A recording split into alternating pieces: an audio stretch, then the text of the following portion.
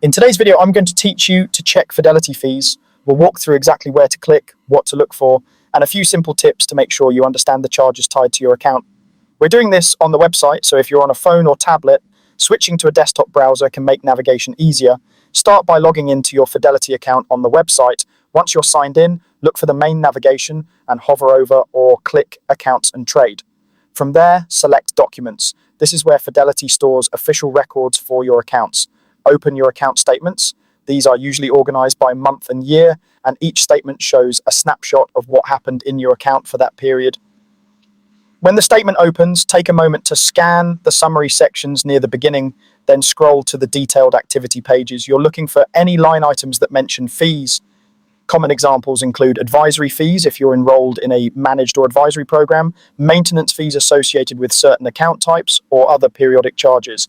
If you want to speed things up, use the search function in your PDF viewer and try keywords like fee, advisory, or maintenance.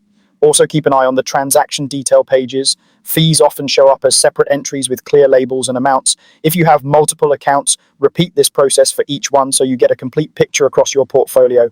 Beyond what appears on your statements, some costs are transaction-based and tied to specific trades or services. To see how those work, check the Fidelity Commission Schedule or the Doing Business with Fidelity document on the website. These resources outline what Fidelity charges for things like brokerage commissions, option contracts, wire transfers, or other on-demand services. They're helpful for understanding charges that may not appear every month but can show up when you place certain orders or request specific services. As you review, note whether fees are one-time, recurring, or tied to particular activities. If you spot a fee you don't recognize, compare it against the commission schedule or the Doing Business with Fidelity document to understand the reason and the standard rate. It's also useful to compare a few months of statements to see if anything changed over time. And that's it. By logging in, opening your account statements under Accounts and Trading Documents, reviewing the fee sections, and consulting the commission schedule or the Doing Business with Fidelity document, you now know how to check your Fidelity fees with confidence.